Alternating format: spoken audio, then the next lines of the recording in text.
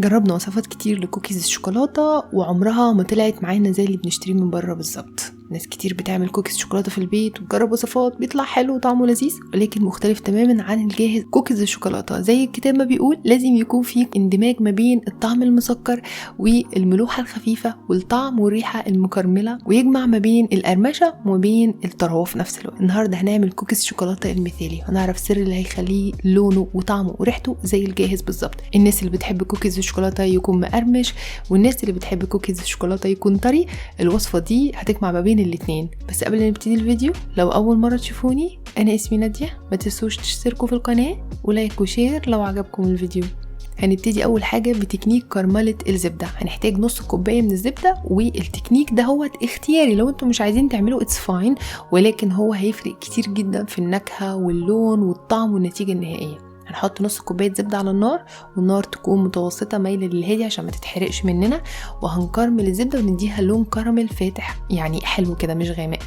اول ما تقرب من اللون اللي احنا عايزينه نشيلها، لان هي بتكمل سوا حتى بعد ما نرفعها من على النار. اول ما وصلت للون افتح من اللون اللي انا عايزاه شلتها على طول، وبعد كده حطيتها في كوبايه زيت عشان خاطر توقف السوا وتهدي درجه حراره الزبده، ما تستمرش في انها تتحرق وتبقى لونها بني غامق وتدي طعم مر. ناخد بالنا انها تبقى لونها معتدل. اللون هنا يبان اغمق من الطبيعي شويه، ولكن هو كان كراميل فاتح شويه. لو انتم ملاحظين ان هو قل عن نص كوبايه، احنا المفروض مستخدمين نص كوبايه، ولكن لما غليناها على النار فقدت جزء من السوائل بتاعتها، فاحنا لازم نكمل الجزء ده، فهنضيف عليها شويه من الميه لحد لما توصل لمعيار النص كوبايه تاني. طبعا الزبده بيكون فيها نسبه من الميه، وده اللي بيدي برضو بعض القرمشه. دلوقتي هحطها في التلاجة علشان خاطر تجمد وتمسك نفسها تماما، يعني هتاخد في التلاجة تقريبا ساعه او ساعة ونص بالكتير، وهتكون جمدت كده. انا هطلعها من التلاجة وبرضو هسيبها علشان خاطر تطرى وتبقى في درجة حرارة الغرفة، يعني اقدر ان انا انعمها مع سكر بسهولة. يعني هنسيبها نص ساعة كده علشان خاطر تطرى.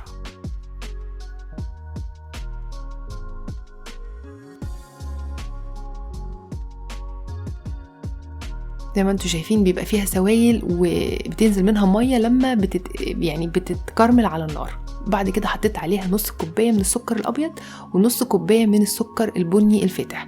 السكر البني الفاتح دوت بيتعمل من السكر الابيض، يعني ابسط طريقه ان احنا نعمله ان احنا نحط عسل اسود على السكر الابيض ونفركهم مع بعض كده لحد لما نوصل لدرجه اللون السكر البني الفاتح دوت. ولكن انا اعتقد ان هو متوفر دلوقتي في كل حته. هنعم بقى الزبدة مع السكر. عملية التنعيم دي مهمة جدا. ممكن تستخدموا الاسباتيلا زي ما انا كنت بعمل كده، وممكن تستخدموا المضرب الكهربائي لو انتم مش عايزين يعني توجعوا دماغكم او تبذلوا يعني مجهود كتير. وبعد كده اول ما نعمت ووصلت للقوام اللي انتم شايفينه ده، حطيت عليها بيضايه ومعلقة كبيرة من الفانيليا،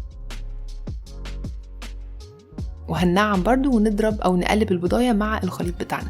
وده هيكون شكل وقوام الخليط بعد ما نخلط كل المكونات السائله مع بعضها.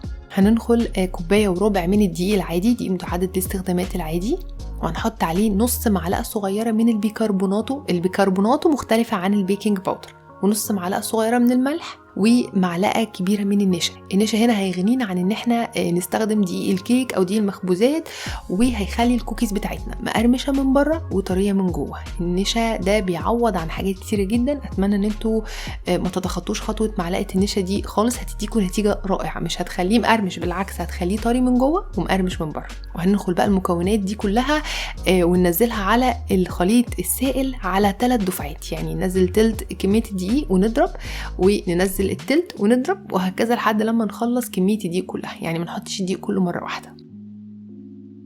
انا ضربت بالمضرب، وممكن برضو نعمل كل ده بالسباتشل عادي جدا.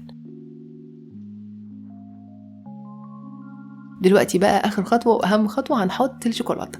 انا حاطه في الوصفه دي 1.5 كوبايه من الشوكولاته. انا مستخدمه ميكس ما بين الشوكليت شيبس وما بين الشوكولاته اللي هي الدارك العاديه.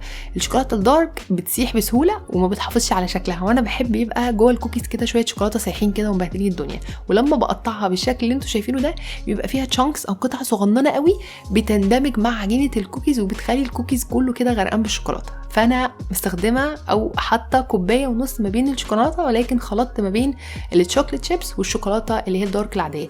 ممكن تحطوا انتوا كله شوكليت شيبس او تحطوا كله شوكولاته دارك، دي حاجه ترجع لكم. وبعد كده بنقلب العجينه بالطريقه اللي انتوا شايفينها دي، فولدنج كده من تحت لفوق. دي افضل طريقه علشان ندمج الشوكليت شيبس او الشوكولاته مع العجينه بتاعه الكوكيز، ونحافظ على العجينه كمان ما تتبهدلش مننا. طبعا واضح جدا ان هي غرقانه بالشوكولاته، وكل قطعه كوكيز هتبقى مليانه كده شوكولاته. انا هعاير القطعه الواحده بمعيار معلقتين كبار، يعني اللي انا ماسكاها في ايدي دي معلقتين كبار من المعالق المعياريه، وممكن تستخدموا اي معيار عندكم. المهم ان ده هيكون حجم الكره بتاعه الكوكيز. حطيتهم كلهم جنب بعض كده علشان هدخلهم الفريزر لمده ساعه تقريبا. الخطوه دي بنعملها علشان نخلي الكوكيز كلها يعني تتفرد في الفرن، لان هي اكيد هتفرش، هي الكوكيز بتفرش كده شويه، بس هتبقى كلها نفس الحجم، مش واحده تبقى اكبر من واحده. لما بتكون درجه حراره المكونات او الزبده واحده وبتكون كلها ساقعه او كلها في نفس درجه حراره، بيفردوا بنفس الحجم. كمان ممكن نخزن منها بقى في الفريزر، تقعد عندنا في الفريزر يعني شهر 2 3. وكمان حلوة جدا للمدارس واللانش بوكس، يعني نطلعها كده قبل الخبز ب10 دقايق او ربع ساعة تهدى، وبعدين ندخلها الفرن وناكل كوكيز فريش تكون مخبوزة لسه يعني وسخنة كده. ولكن يفضل انتوا تدخلوها الفريزر ساعة. لو قعدتوها يوم كامل وخبزتوها تاني يوم هيكون الطعم بتاعها اقوى، المكونات دي بقت يعني النكهة اللي فيها قوية جدا. انا رصيتهم في صينيه وسبت مسافه ما بين كل كوكيز والتانيه 5 سنتي. المهم ان الكوكيز يكون حواليها جميع الاتجاهات 5 سنتي من جميع الاتجاهات، يعني مفيش اي حاجه حواليها، لانها هتفرد، كل واحده فيهم هتفرد في الفرن. وممكن تحطوا عليها بقى من فوق قطعه من شوكولاته كده، ممكن تدخلوها زي ما هي، ولكن طبعا لما بنحط عليها قطعه من شوكولاته من فوق بتبقى طالعه كده ايه، شوكولاته عليها كده من فوق سايحه كده ويعني ايه المانع؟ مفيش حد يعني ممكن يعترض على الخطوه دي. هندخلها بقى الفرن، والفرن مسخن مسبقا على درجه حراره 170. هنحطها في نص الفرن على الشبكة، هتاخد 20 دقيقة تقريبا في الفرن. أول لما تلاقوا الأطراف بتاعتها تحولت إلى اللون البني زي ما انتوا شايفين قدامكم كده، يبقى كده هي استوت تمام. كل فرن بيختلف عن الفرن التاني، فلازم تراقبوها. بالنسبة لي أنا خدت 20 دقيقة، ممكن انتي تاخد 10 لو انتي فرنك حامي عن فرن نادية، انا اكدت على الموضوع ده قبل كده. هتسيبوها على الصينية بتاعتها دقيقة فقط، وبعد كده تنقلوها على شبكة او حاجة علشان خاطر تتهوى، لانها لما بتتحط على الصينية بتكمل سوا، فخدوا بالكم ما تسيبوهاش كتير فوق الصينية. وده هيكون شكلها وده هيكون ظهرها. شايفين اللون المكرمل بقى بتاعها، يعني شكلها بروفيشنال، الريحة بتاعتها بروفيشنال.